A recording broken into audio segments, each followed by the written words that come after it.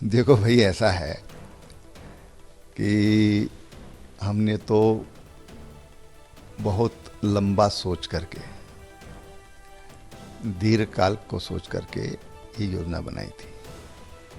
और मैं समझता हूँ कि सरकार जो भी योजना बना रही है तो उनको दीर्घ काल की सोच के आधार पर ही बनाना चाहिए। हम जब कोई निर्णय भविष्य को देख कर लेते हैं तो लोगों में थोड़ा प्रतिक्रिया होती है, गुस्सा होता है। वो उनको उचित लगा, उन्होंने वो कर दिया। हमको उचित लगा, उस समय की जो विधानसभा थी उसको उचित लगा, तो उन्होंने उस फैसले को लागू किया। बाद में अनुचित लगा तो उन्होंने उसको हटा दिया। आज उचित लग रहा है तो फिर उसकी तैयारी हो रही है। उत्तराखंड में तमाम हालातों को लेकर जो इस समय मौजूदा स्थिति बनी हुई है उस पर बातचीत के लिए हमारे साथ मौजूद हैं उत्तराखंड के पूर्व मुख्यमंत्री श्री त्रिवेंद्र सिंह रावत जी। उनसे बात करते हैं।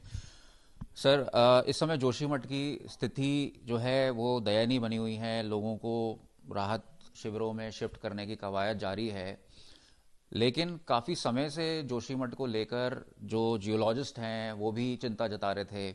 और वहाँ पर जो जिला प्राधिकरण बनने थे, जो घर के नक्शों को लेकर अभी विवाद बन रहा है कि किस तरीके से हाई राइज बिल्डिंग बन गई।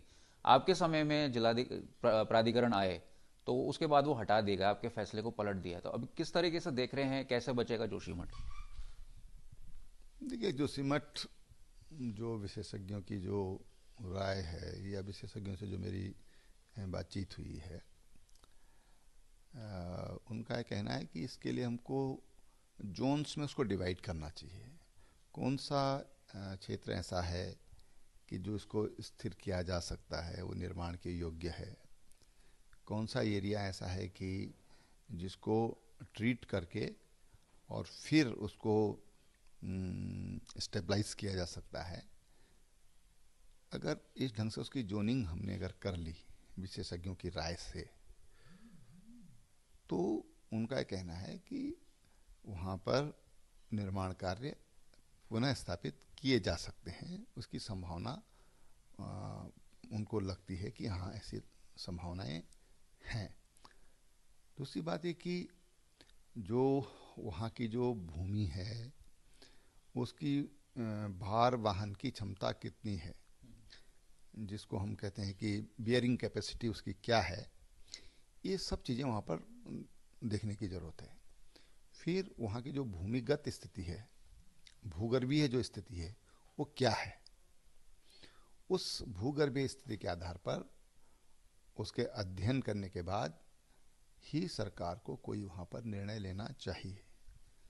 हाँ, मेरी राय होगी सरकार के लिए कि ये कोशिश करना चाहिए कि क्या हम वहाँ उन्हीं स्थानों पर जो लोग विस्थापित किए गए हैं वर्तमान में, उनको क्या उन्हीं स्थानों पर पुनः स्थापित किया जा सकता है या नहीं। क्योंकि सवाल इतना नहीं है केवल कि उनको माइग्रेट कर दिया जाए। सवाल ये भी है कि उनका जो रोज़गार है वो रोज़गार समाप्त ना हो, वो रोज़गार पुनः वहाँ पर रोज़गार कर सकें। दूसरी बात, जो जोशीमठ है एक लंबा ऐतिहासिक शहर है जोशीमठ। पारंपरिक दृष्टि से, आध्यात्मिक दृष्टि से उसका एक अलग स्थान है। पर्यटन की दृष्टि से उसका एक अलग स्थान है। जो सामरिक सुरक्षा की दृष्टि से वो बहुत महत्वपूर्ण स्थान है। सर, पर मैं आपको रोकना चाहूँगा। ये जो जोशीमठ को जिस तरीके से बसाया गया, अगर हम पहाड़ के नक्शे की बात करें तो लगभग हर थोड़ी दूरी पर पावर प्रोजेक्ट्स, बड़े बड़े प्रोजेक्ट्स लाए जा रहे हैं। अभी एनटीपीसी को लेकर लोगों में काफ़ी आक्रोश है। तो आपने 4 साल उत्तराखंड के आप मुख्यमंत्री रहे हैं, आपके सामने कभी इस तरीके की चीज़ें आई हैं तो उस पर किस तरीके से अब सरकार को कदम लेना चाहिए? क्योंकि पावर प्रोजेक्ट्स को लेकर जहां इकोनॉमिकल अगर हम वायबिलिटी की बात करें तो भी सरकार के लिए वो काफ़ी भार उसका बढ़ रहा है, और उधर लोग भी खतरे में हैं। तो किस तरीके से देखते हैं आप इसको?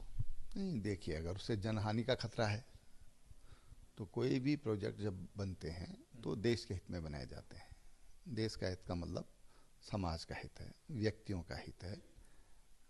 तो उसको एक लार्जेस्ट एस्पेक्ट में देखना चाहिए, ठीक है ना। अब वहाँ पर एनटीपीसी से क्या हो रहा है या दूसरे जो निर्माण कार्य हैं उससे क्या प्रभाव पड़ रहा है, इसी पर विशेषज्ञों की राय की ज़रूरत है कि क्या वास्तव में जो वहाँ पर निर्माण कार्य हो रहे हैं उसके कारण ये प्रभाव है या इसके कारण कुछ और है। क्योंकि आपदाओं की दृष्टि से उत्तराखंड में आपदाओं का एक लंबा इतिहास है और इसलिए पीछे भी देखना चाहिए। जब हम गर्दन पीछे करके देखेंगे, पीछे मुड़कर देखेंगे, तो तब हम सामने के लिए ठीक से प्लानिंग कर सकते हैं। अतीत को देखें, अतीत को देख करके हम भविष्य की योजनाएं हम बनाएं, तो तब हमको हमारे जो निर्णय होंगे वो दीर्घकालिक होंगे। आपका एक फैसला आया था जिला प्राधिकरण को बनाने का। पहाड़ में जिला प्राधिकरण आते, उनके मास्टर प्लान बनते, लेकिन उस फैसले को पलट दिया गया। तो जो आप कह रहे हैं कि अतीत को देख के भविष्य की प्लानिंग होती है, तो एक फैसला आप इसको लेकर आए थे तो इसको पलट दिया गया, कैसे देखते हैं आप इसको? देखो भाई, ऐसा है कि हमने तो बहुत लंबा सोच करके, दीर्घ काल को सोच करके ये योजना बनाई थी। और मैं समझता हूँ कि सरकार जो भी योजना बना रही है तो उनको दीर्घ काल की सोच के आधार पर ही बनाना चाहिए। जब हम कोई भी नीतिगत निर्णय लेते हैं तो दीर्घ काल के लिए होते हैं। और इसलिए मुझे कैसे लगा, मुझे स्वाभाविक रूप से जो निर्णय लिया गया था तो काफ़ी चर्चा के बाद लिया गया था, लंबे सोच विचार के बाद लिया गया था। ऐसा नहीं था कि अचानक रात को सपना हुआ और सुबह उस पर निर्णय ले लिया गया। और वो केवल मेरा सपना नहीं था, उसमें तमाम जो हमारे विशेषज्ञ लोग हैं वो थे, हमारे कैबिनेट ने उसको बनाया, फिर विधानसभा में आया वो, और विधानसभा में भी किसी ने विरोध नहीं किया था। जो लोग तमाम तरह के जो उंगलियां उठा रहे हैं या जिन्होंने उंगली उठाई वो भी उस विधानसभा में थे। तो कभी कभी क्या होता है कि हम जब बोलते हैं तो हम थोड़ा पीछे नहीं देखते कि हम उस समय क्या थे, कैसे थे, हम भी तो उसमें बोलते, हमारी क्या प्रतिक्रिया रही। अब पब्लिक में उसका आक्रोश हुआ। वो सर्टेन लोग थे, कुछ लोग थे वो जिन्होंने उसका विरोध किया। कुछ तो विपक्ष होता है, तो विपक्ष को कई बार ऐसा होता है कि बोलते तो हैं कि हमारा रचनात्मक सहयोग रहेगा, लेकिन ऐसा होता नहीं है। उन विरोध के लिए विरोध करते हैं। अगर व्यक्तिगत बातचीत होती है, हाँ बहुत अच्छा कर रहे हैं, आपने बहुत अच्छा कदम उठाया, लेकिन हम समाचार पत्रों में देखते हैं तो समाचार पत्रों में जस्ट उलट बातें होती हैं। लेकिन अब देखिए, सीता जी को अग्नि परीक्षा ली भगवान राम ने। अब जनता तो गुस्से में थी। जब राम वनवास गए तो पब्लिक तो गुस्से में थी, लेकिन भगवान राम ने फिर भी पिताजी की आज्ञा का पालन किया। तो कई बार लोकतंत्र में ऐसा होता है कि हम जब कोई निर्णय भविष्य को देख कर लेते हैं तो लोगों में थोड़ा प्रतिक्रिया होती है, गुस्सा होता है। आपको नहीं लगता कि जो बीजेपी का मुख्यमंत्री उत्तराखंड में होता है वो दोहरी मार झेलता है? एक तो विपक्ष का वार, ऊपर से जो अगला मुख्यमंत्री चाहे भाजपा का ही आए वो पिछले मुख्यमंत्री के फैसले को पलट देता है। देखो भाई, ये तो लोकतंत्र है ना। आखिर मुख्यमंत्री भी विधायक होता है, उसको भी जनता चुनती है। तो कुल मिला के फैसला तो सारे जो जनता के प्रतिनिधि हैं वही लेते हैं। तो अब उनको उचित लगा, उन्होंने वो कर दिया। हमको उचित लगा, उस समय की जो विधानसभा थी उसको उचित लगा, तो उन्होंने उस फैसले को लागू किया। बाद में अनुचित लगा तो उन्होंने उसको हटा दिया। आज उचित लग रहा है तो फिर उसकी तैयारी हो रही है। तो ऐसा क्यों, अस्थिरता क्यों आ रही है कि पिछले मुख्यमंत्री के फैसले को बदल दिया, अब लग रहा है कि जरूरत है तो पिछले ही मुख्यमंत्री के फैसले को दोबारा जो है अमल में लाया जाए? अब इसके बारे में मैं कुछ नहीं कह सकता हूँ। इस समय तो वर्तमान जो सरकार में जो लोग हैं वो अगर जवाब देना चाहेंगे तो ज़्यादा उचित होगा। अगर जोशीमठ से अब देहरादून की तरफ आए तो यूकेएसएससी और यूकेपीएससी को लेकर युवाओं में काफ़ी आक्रोश है और युवा लगातार इस बात को कह रहे हैं कि हमारी बात को सुना नहीं जा रहा है।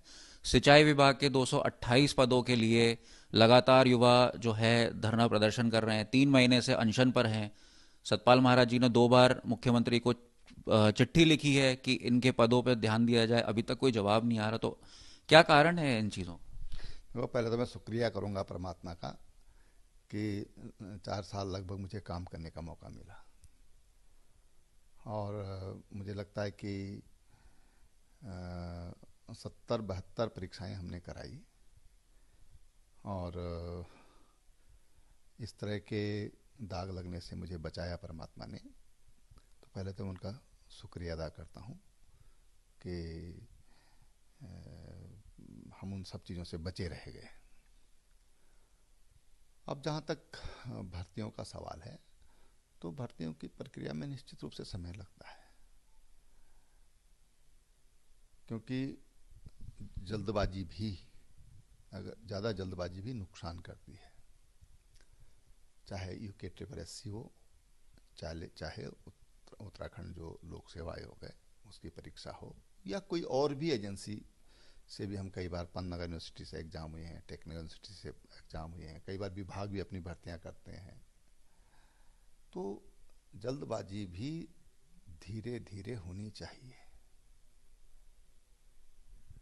इसलिए ऐसी जल्दबाजी नहीं करना चाहिए कि हम अपयश मिले, हमारे जो यूथ हैं उनमें एक अविश्वास का संदेश जाए। आखिर कोई भी चीज़ है तो ये विश्वास होना बहुत ज़रूरी है। सरकार के प्रति विश्वास बहुत ज़रूरी है। सरकार के प्रति विश्वास की बात की आपने। 2024 में चुनाव आ रहे हैं, आपने विधानसभा का चुनाव नहीं लड़ा, तो क्या आप लोकसभा की तैयारी करेंगे? किसके ऊपर भगवान बद्री का आशीर्वाद होगा? नहीं, भगवान बद्रीनाथ तो सबके हैं, उनका सबको आशीर्वाद मिलता है। जो भी उनके दरबार में जाता है उनको उनका आशीर्वाद मिलता है। बाकी पार्टी डिसाइड करेगी कि किसको क्या करना है। हम तो पार्टी के कार्यकर्ता हैं, पार्टी का कार्यकर्ता होने के नाते जो भी जिम्मेदारी मिलती है उसको निभाने की कोशिश करते हैं। पर क्या आप पार्टी के सामने अपनी इच्छा रखेंगे कि मैं चुनाव लड़ना चाहता हूँ? नहीं, पार्टी को लगेगा, पार्टी विचार करेगी, पूछेगी तो जरूर अपनी राय पार्टी को देंगे कि हमारी क्या इच्छा है। बहुत बहुत धन्यवाद, आपने सवालों का जवाब दिया। तो रावत जी का कहना है कि जो यूकेएससी और यूकेपीएससी के जो भर्तियों को लेकर जो तमाम तरह के विवाद और आक्रोश इस समय है, उसमें संयम से काम लेने की ज़रूरत है और सरकार को नीतिगत फैसले लेने की ज़रूरत है। वहीं जोशीमठ में आपदा को लेकर एक सुनियोजित तरीके से वहाँ पर पुनर्विकास जो है उसका करना होगा। कैमरामैन अनिल बड़ूनी के साथ अंकित शर्मा, देहरादून, उत्तराखंड तक।